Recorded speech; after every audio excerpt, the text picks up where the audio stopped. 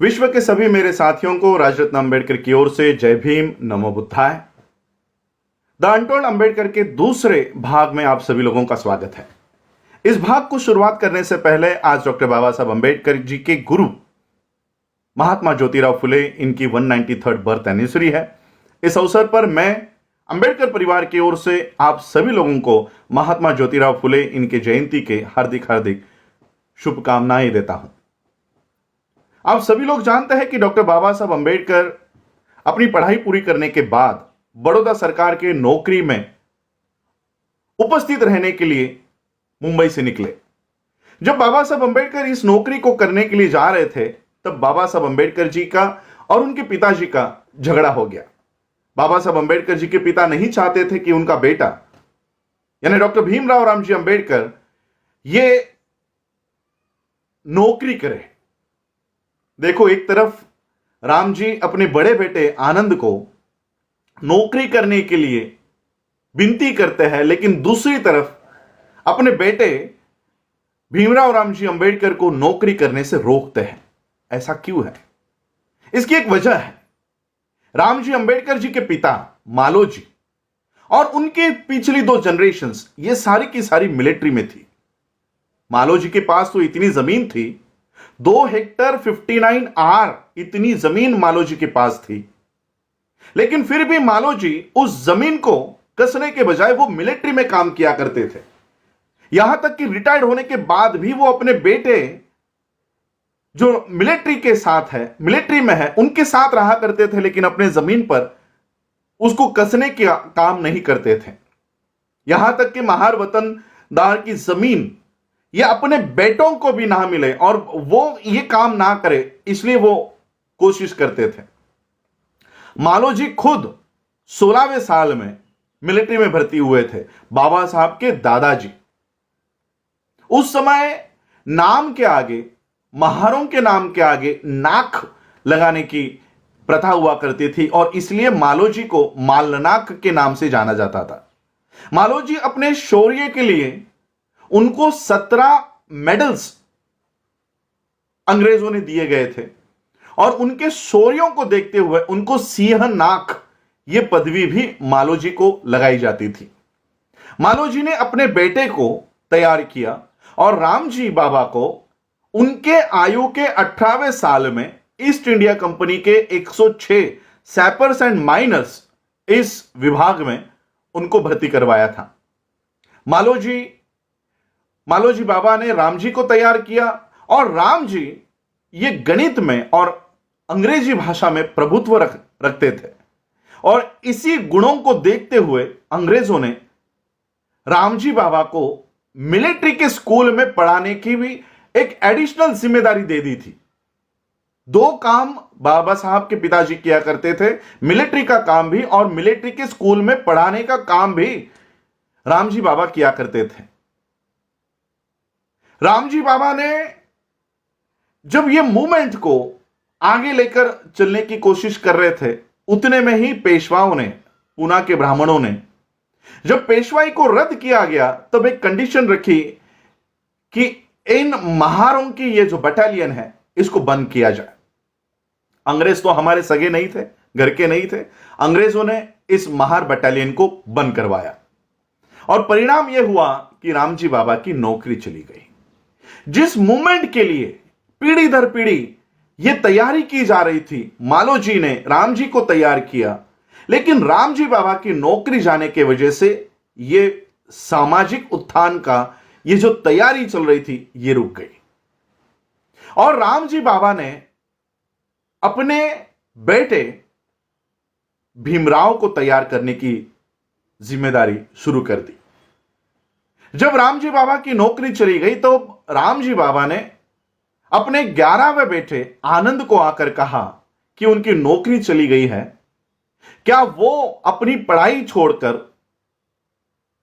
क्या भीमराव को पढ़ाने के लिए नौकरी करने की तैयारी रखते हैं? तब आनंद ने जो जवाब दिया है, ये जवाब तो सभी लोगों को पता है, चांगदेव खैरमोड़े के ग्रंथ में भी लिखा हुआ है। आनंद ने जवाब दिया कि पिताजी, किसी बड़ी इमारत की अगर नींव होने का अवसर अगर उनको प्राप्त होता है तो वो नींव बनने के लिए तैयार है। और आनंद ने अपनी नौकरी छोड़कर भीमराव को पढ़ाने की जिम्मेदारी उठा ली और ऐसे करते करते बाबा साहब को पढ़ाया।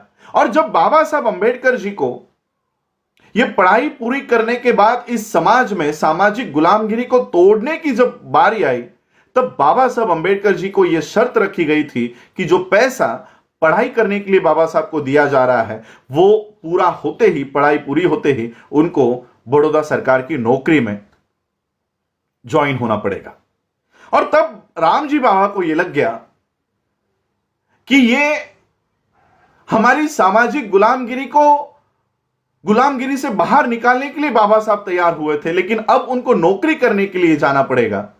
तब रामजी बाबा इस विरोध में खड़े हुए और बाबा साहब को कहा कि आपका जो समय है ये आपका नहीं है, वो समाज का है। इस सामाजिक गुलामगिरी से बाहर निकालने के लिए आपको यह पढ़ाई करने की, हम लोगों ने आप लोगों को यह पढ़ाया है और इसलिए आपको इस सामाजिक गुलामगिरी से बाहर निकलने के लिए आपकी पढ़ाई का, आपके वक्त का पूरा उपयोग करना है। लेकिन बाबा साहब ने अपने पिता को कहा कि मैं ये नहीं कर सकता, क्योंकि बड़ौदा सरकार का ये नियम है, ये शर्त है कि उन्होंने जो पैसे दिए हैं वो केवल मुझे वहां पर नौकरी करने के लिए, वहां पर अपना वक्त लगाना होगा। बाबा साहब 1913 के जनवरी में इस बड़ौदा सरकार की नौकरी करने के लिए निकल गए। बाबा साहब बड़ौदा जाने के बाद बाबा साहब के साथ क्या हुआ ये आप सभी लोग जानते हो, लेकिन मुंबई में उनके पिताजी के साथ क्या हुआ ये बहुत कम लोग जानते हैं। जैसे ही बाबा साहब बड़ौदा में नौकरी करने के लिए गए, मुंबई में उनके पिताजी ने बिस्तर पकड़ लिया, वो बीमार रहना शुरू हो गए। और केवल बाबा साहब के साथ क्या होता होगा, मेरे बेटे को क्या क्या सहन करना पड़ता होगा, यह सोच सोचकर वो इतना बीमार हो गए कि 9 दिन में ही बाबा साहब अंबेडकर बड़ौदा में जाने के बाद एक टेलीग्राम उनके पिताजी के बिना बताए, क्योंकि राम जी नहीं चाहते थे कि मेरे बेटे को मेरी वजह से कोई तकलीफ हो और वो अपना काम छोड़कर मुझे देखने के लिए आए।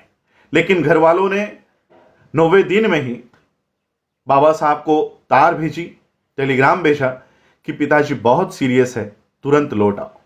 बाबा साहब को ये तार मिली और बाबा साहब अपने पिताजी को देखने के लिए, मिलने के लिए बड़ौदा से निकले और ये ट्रेन सूरत में आकर रुकी। आप लोगों को सबको पता है, अपने पिताजी के लिए मिठाई लेने के लिए बाबा साहब नीचे उतरे और उनकी ट्रेन चली गई। दूसरे दिन 2 फरवरी 1931 को बाबा साहब अंबेडकर घर आए और उसी दिन रामजी बाबा का देहांत हो गया। रामजी बाबा और बाबा साहब के बीच आखिरी कुछ पलों में बहुत गहरी बात हुई। उसके बाद बाबा साहब ने अपनी नौकरी त्याग दी और सामाजिक उत्थान के इस लड़ाई में बाबा साहब पूरी ताकत से उतरे। लेकिन जब बाबा साहब माता रमाई से बात करते थे अपने पिताजी की याद में, वो एक बात कहा करते थे कि रामू, जब मैं अपने पिता के साथ खुद को तौल कर देखता हूं तो मैं कहीं कम पड़ गया हूं, ऐसा मुझे लगता है। ऐसा बाबा साहब क्यों कहा करते थे? बाबा साहब इसलिए ये बात कहते थे क्योंकि जो तैयारी मालोजी ने राम जी को तैयार करने में लगाई, जो राम जी ने बाबा साहब को तैयार करने में लगाया, वो कहीं ना कहीं बाबा साहब अंबेडकर अपने अगली पीढ़ी बाबा साहब की कौन है? क्या बाबा साहब के बच्चे और बाबा साहब के नेफ्यू ये बाबा साहब की अगली पीढ़ी थी? नहीं, ये पूरा समाज बाबा साहब की अगली पीढ़ी थी।